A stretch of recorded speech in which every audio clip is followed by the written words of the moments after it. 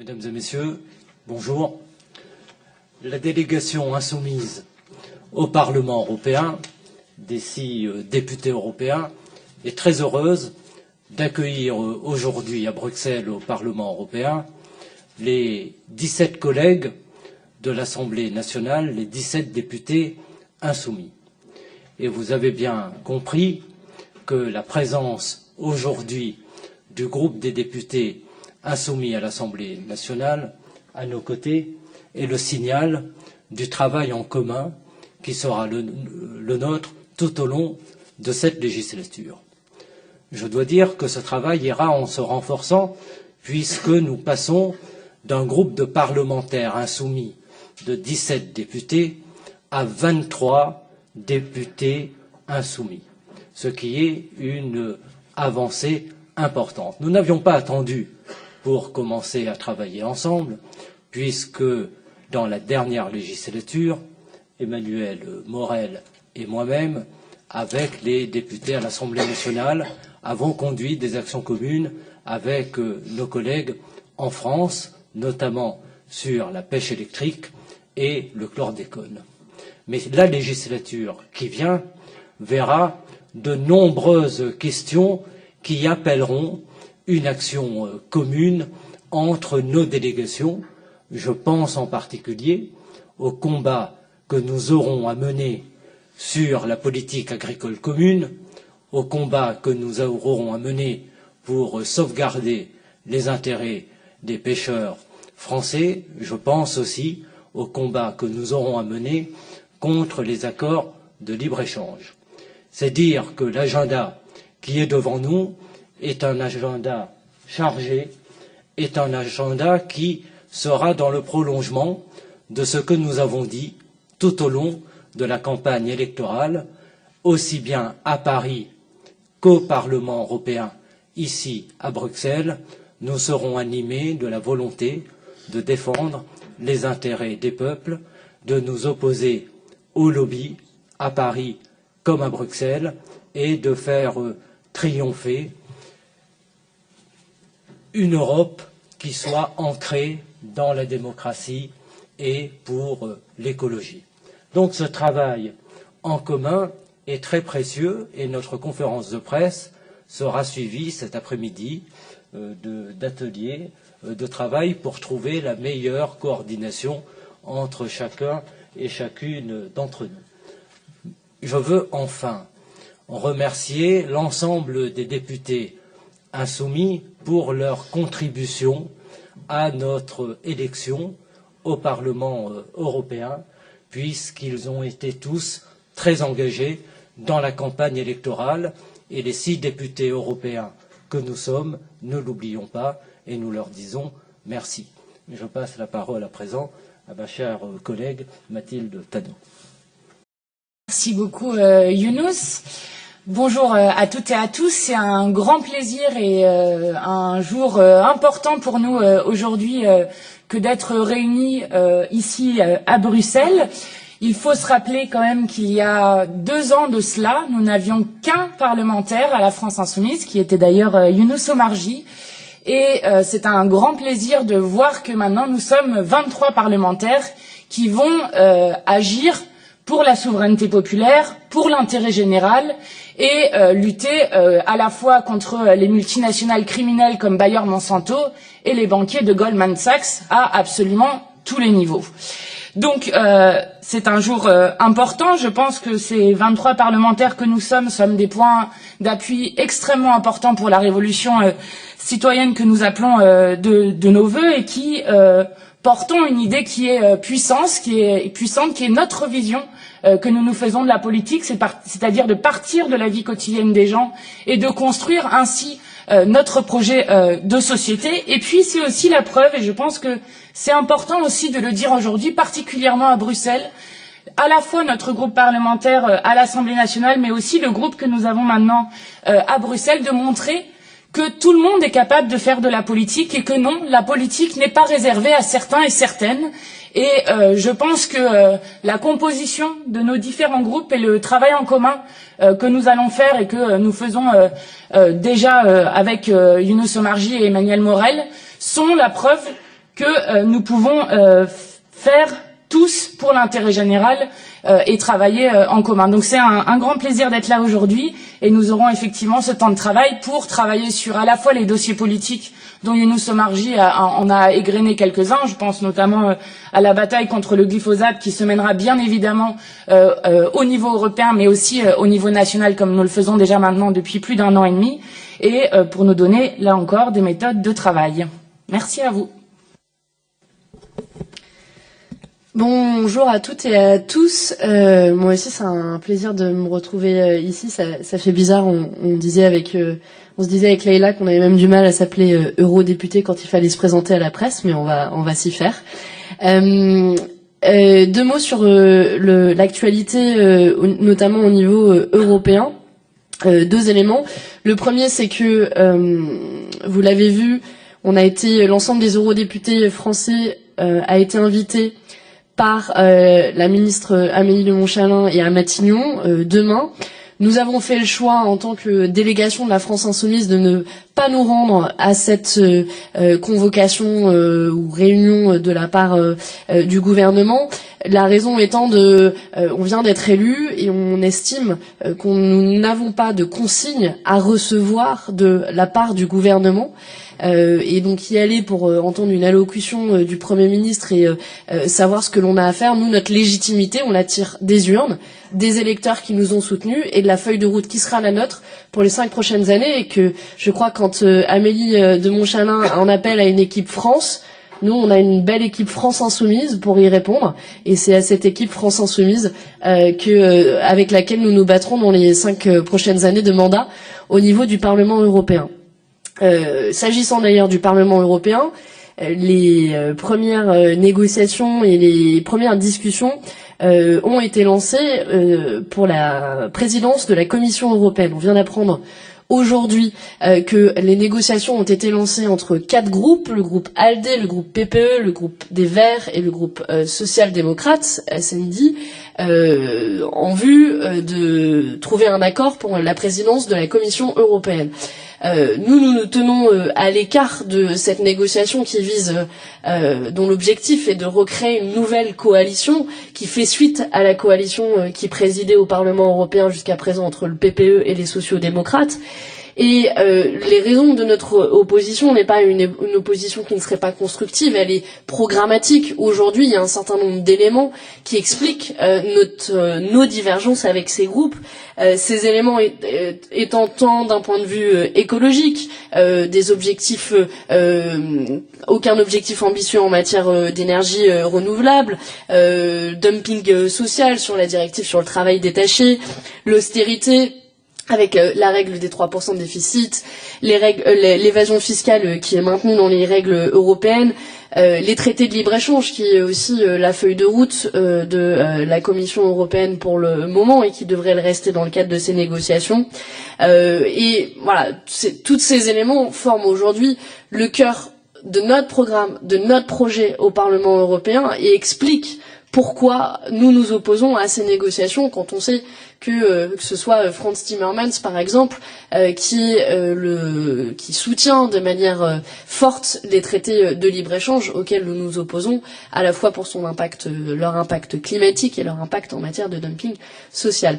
Voilà, on va travailler avec notre groupe auquel nous appartenons, le groupe de la gauche unitaire européenne, pour faire des contre-propositions, y compris programmatiques, qui seront constructives, mais qui viseront à aussi présenter une alternative à celle que l'on nous pose sur la table, qui se présente par les dirigeants de ces groupes politiques-là comme la seule option viable pour une Union européenne. Nous voulons opposer une Union européenne des peuples, là où l'intérêt général prime, là où notamment la lutte contre le changement climatique prime, la lutte contre l'évasion fiscale, contre le dumping fiscal.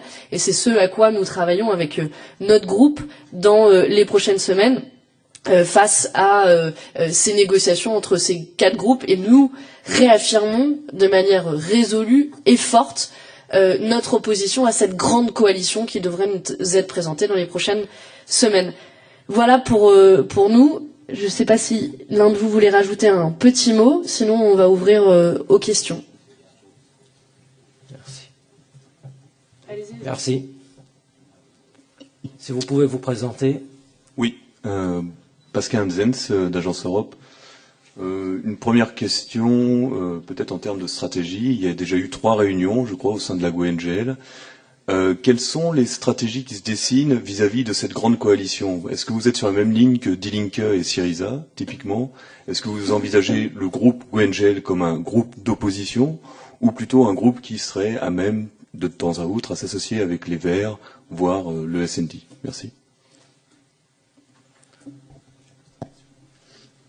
Nous avons eu plusieurs réunions depuis une semaine et nous avons évoqué ces questions et nous avons mis en place également une méthode.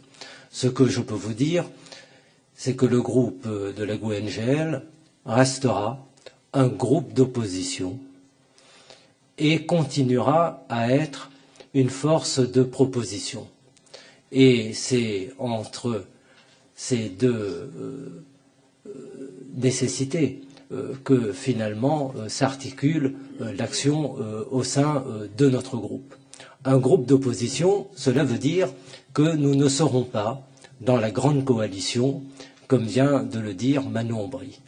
Mais un groupe de proposition, évidemment, et c'est ensemble, toutes les délégations, que nous travaillons actuellement à des propositions programmatiques qui montrera clairement que notre groupe est une alternative par rapport aux propositions et celles qui sont mises sur la table par celles et ceux qui sont dans la grande coalition qui est en train de se former. S'agissant de Die Linke, nous sommes exactement sur la même longueur d'onde, la même ligne, et toutes les réunions que nous avons eues avec nos partenaires allemands le confirment. Bonjour, Laura Mercier pour Contexte. Une question sur l'organisation de la délégation et du groupe. Monsieur Margy, est-ce que vous souhaitez, est-ce que vous prendrez la présidence du groupe et sur quel calendrier est-ce ça sera décidé? Et même question un petit peu sur la présidence de la chef de délégation. S'agissant de la première question, vous avez une certaine habitude du Parlement européen ainsi que de notre groupe. Et vous savez que le président du groupe ou la présidente du groupe est désigné après un consensus. Nous sommes un groupe qui est un groupe confédéral. Et la méthode de notre groupe est le consensus. D'ailleurs, je dois dire que cette méthode du consensus est aussi la méthode qui a été retenue par le président Jean-Luc Mélenchon à l'Assemblée nationale dans la formation des décisions au sein du groupe parlementaire de la France insoumise. Et c'est cette méthode du consensus qui va gouverner aussi la vie au sein de notre délégation. Et on se rend compte que lorsqu'on fait partie d'une même famille de pensée, il n'y a pas beaucoup de difficultés à parvenir à un consensus. Et ce consensus est en train de se former actuellement. Nous sommes sur un chemin qui est positif et qui permettra, je l'espère, le plus rapidement possible de disposer d'une présidence de notre groupe. Ce que je veux vous dire aussi, c'est que la France insoumise est une délégation de 6 membres dans le groupe de la GUE-NGL. Rarement la France n'a été aussi forte au sein de notre groupe et vous pouvez être certain que notre délégation française a déjà pris toute sa place au sein de la GUE-NGL et qu'elle pèsera considérablement sur les 5 années à venir. Guénaël Pépin, aussi pour contexte, une autre question d'un de ma collègue. Individuellement, quelle commission vous visez?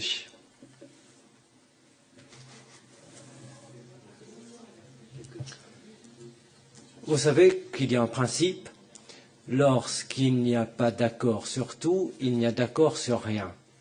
Donc il serait très imprudent de ma part de vous dire que tel ou tel collègue sera dans telle ou telle commission. Nous avons bien sûr des préférences, Nous considérons, par exemple, que le travail engagé par Emmanuel Morel dans la commission INTA est un travail qui doit se poursuivre, tant il y a une avalanche d'accords de libre-échange qui vont arriver et qu'il faudra mener le combat. Nous savons aussi que Manon Aubry sera très active et apportera une plus-value dans la bataille contre l'évasion fiscale et sur toutes les questions en matière économique. Je sais que mon collègue Manuel Bompard nous apportera une action très positive sur tout ce qui concerne les dossiers sur l'industrie, la recherche et le transport. Ma collègue Anne-Sophie Pelletier sur la question des droits et des libertés, ainsi que Leïla sur ce champ extrêmement important de l'emploi. Mais à la fin des fins, il y a des accords trouvés entre l'ensemble des délégations, mais je suis certain qu'au final, partout là où nous serons, y compris dans la commission Envie, nous pourrons mener les combats qui sont au cœur des engagements que nous avons pris pendant la campagne des européennes. Bonjour, Marine Laouché de l'agence France Presse. Je voulais savoir quelle analyse vous portez sur le fait que le résultat des élections donne quelques membres en moins pour le groupe GUE. Quelles leçons vous en tirez et qu'est-ce que vous pensez est-ce que vous pensez devoir changer des choses enfin voilà, quelle attitude vous allez prendre par rapport à ça? Et plus généralement, en fait, je voulais savoir si vous pouvez parler un peu plus de cette course à la présidence de la Commission et plus généralement des différentes présidences des institutions, notamment celle du Parlement européen. Je voudrais savoir comment vous allez vous positionner. Est-ce que pour vous, tous les candidats sont équivalents et vous n'en soutenez aucun? Est-ce qu'il y en a qui vous paraissent plus acceptables que d'autres? Merci. Oui, alors on m'a demandé de répondre, donc je vais vous répondre. D'abord, sur l'analyse des résultats, c'est clair qu'on a observé que les difficultés qu'on avait pu rencontrer en France sont des difficultés qui sont des difficultés européennes et que le courant politique qui est le nôtre avait eu partout en Europe, que ce soit ce qu'on peut appeler la première vague autour de Die Linke ou que ce soit la deuxième vague des mouvements comme Podemos ou la France Insoumise, a eu davantage de difficultés pour faire un score qui soit un score à la hauteur de nos espérances, et que partout en Europe a commencé à se construire, à l'image de ce qui s'est passé dans la campagne française, une forme de duo entre d'un côté un bloc de ce qui va ressembler à la grande coalition et la montée en puissance de l'extrême droite. Donc on a observé effectivement cette difficulté. On en tire des enseignements et des conséquences sur la manière avec laquelle nous on va travailler ici au Parlement européen, et je pense que nos collègues députés aussi sur la manière avec laquelle ils vont travailler en France, c'est-à-dire être à la fois, comme l'a dit Younous Omarjee, un groupe qui soit un groupe d'opposition à cette grande coalition, parce qu'il ne peut pas être question pour nous de donner le sentiment que l'alternative se réduit finalement à cette grande coalition ou à l'extrême droite. Et donc nous voulons faire entendre au Parlement européen, bien sûr, une autre voix et montrer qu'il existe une autre possibilité que cette alternative mortifère, une possibilité qui met au cœur de ses batailles et de ses combats la question de l'urgence écologique, la question de la lutte contre le dumping social et fiscal, la question de la paix, la question de la lutte contre le libre-échange, de la protection de la souveraineté des citoyennes et des citoyens, de la défense de nos industries, où par exemple il y a des sujets d'actualité sur le moment, et notamment les sujets d'actualité autour d'Alstom par exemple. Donc voilà, on va avoir toujours en tête cette démarche de refuser cette alternative mortifère que tout le monde essaye de mettre en place aujourd'hui au Parlement européen. En ce qui concerne votre question sur les institutions elles-mêmes et la Commission, bon, sur la question de la Commission, je crois qu'on a répondu assez précisément.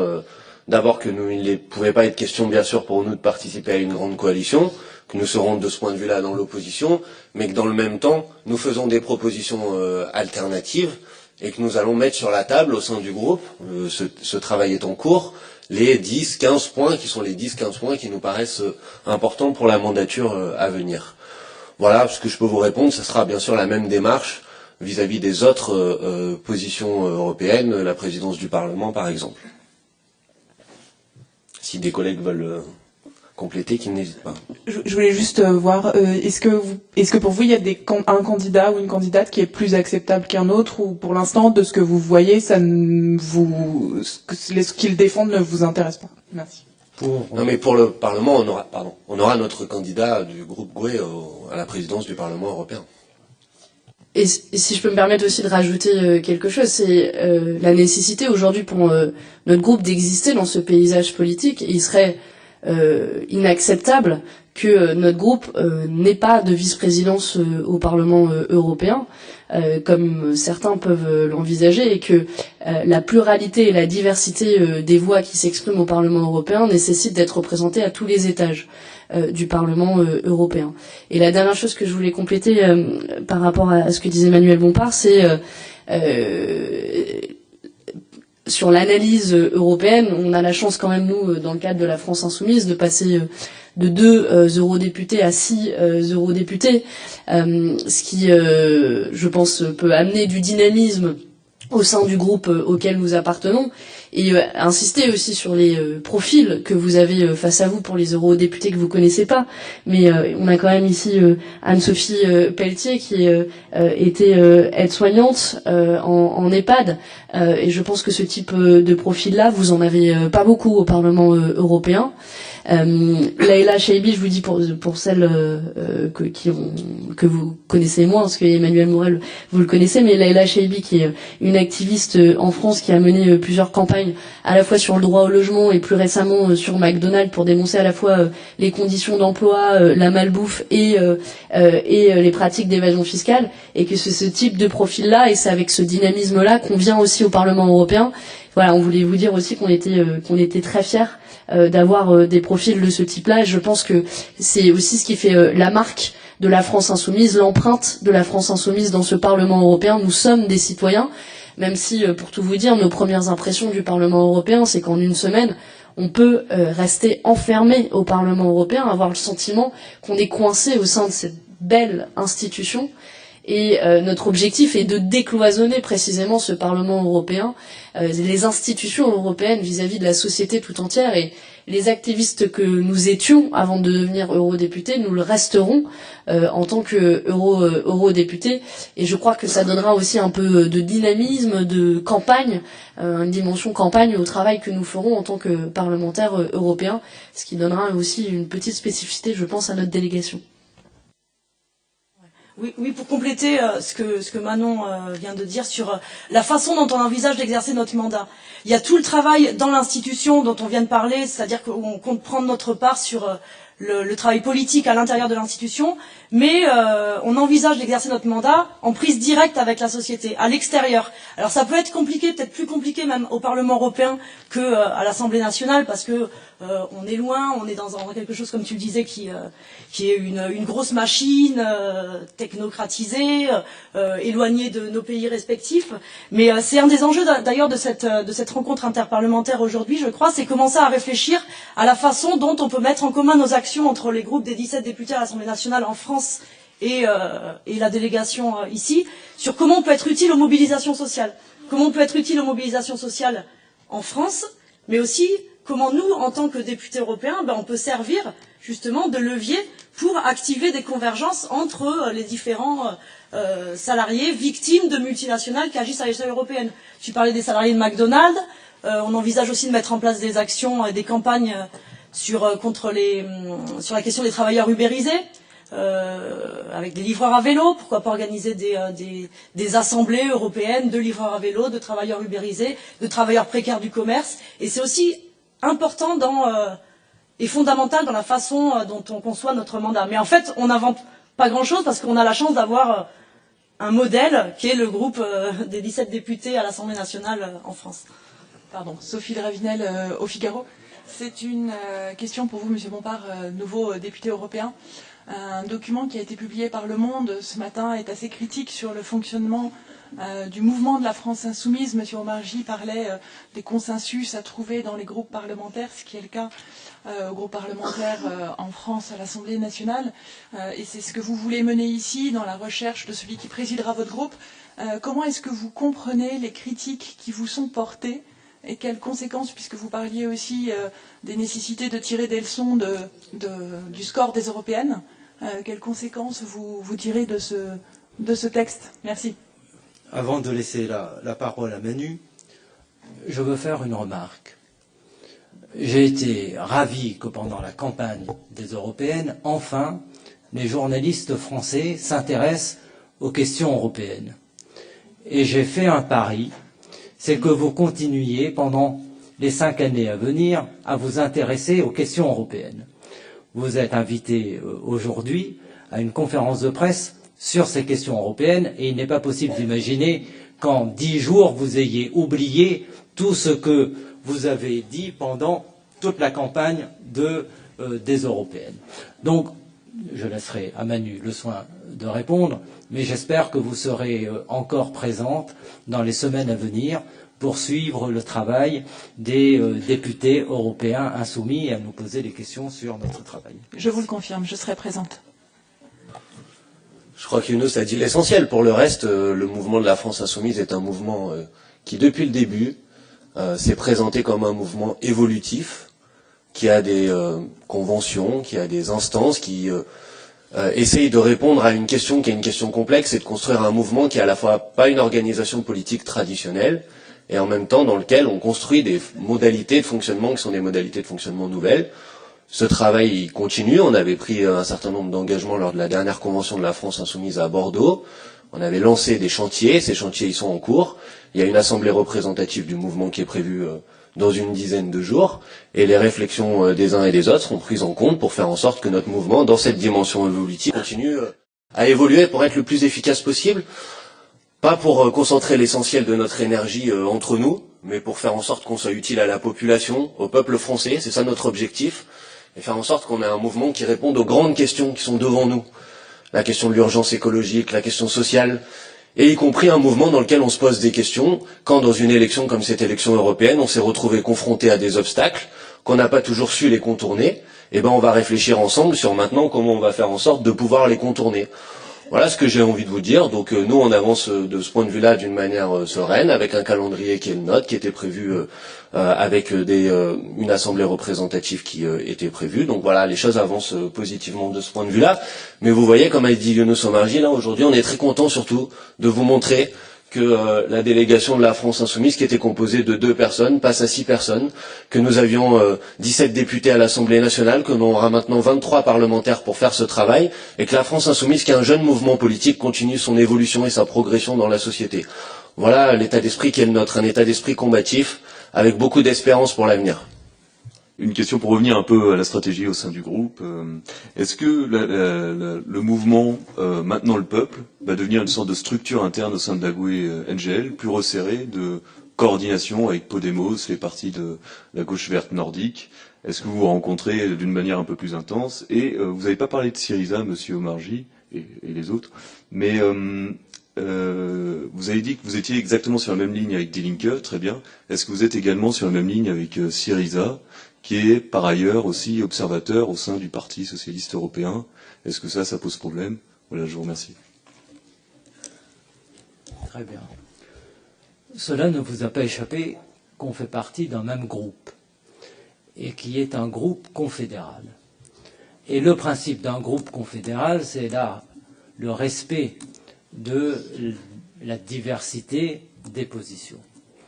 Et on doit s'entendre sur un certain nombre de décisions.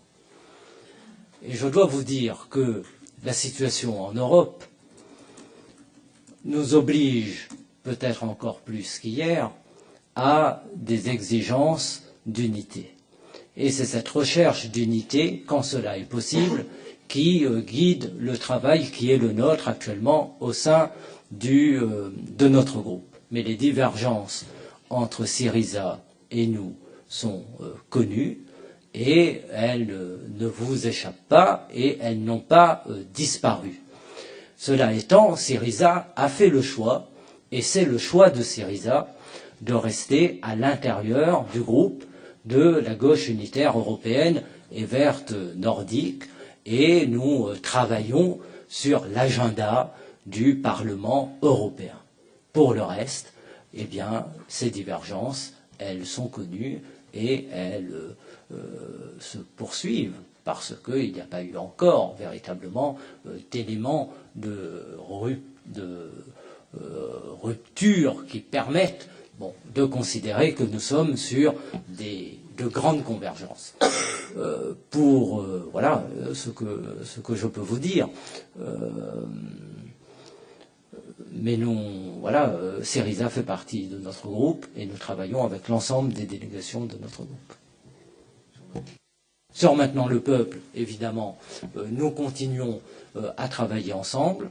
Nous avons eu plusieurs réunions depuis une semaine et cette coordination se poursuivra tout au long de la législature.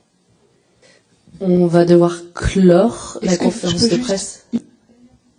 Allez-y très vite. Je vais être très rapide. C'est pour compléter. Monsieur Omarjee, vous qui êtes un peu vous ouvrez le chemin pour vos collègues. Cette façon de faire d'Amélie de Montchalin, de vouloir réunir une équipe de France, est-ce que vous sentez que c'est nouveau, que c'est ce nouveau monde? Vous avez jamais vu ça? Ou est-ce que ça vous a surpris, cette volonté de vouloir comme ça réunir tout le monde un peu sous la coupe de ceux qui seraient arrivés en tête? Ou pas? Ça m'a beaucoup surpris. Et je faisais remarquer hier à mes collègues que jusqu'à maintenant, les ministres des Affaires européennes venaient au Parlement européen rencontrer les députés européens. Et nous avons dit hier que, évidemment, nous sommes à la disposition des gouvernements et du gouvernement français également pour discuter des questions européennes, ce que nous avons fait au cours de la dernière législature. Mais jamais les députés européens n'ont été convoqués au ministère des Affaires européennes pour obtenir une feuille de route et obtenir des consignes. Il y a là, finalement, de son côté, un manque d'esprit européen, un manque de respect des députés européens, et cela n'est pas admissible. Nous n'avons pas d'ordre vraiment à recevoir d'aucun gouvernement, pas même du gouvernement français. Merci. Merci.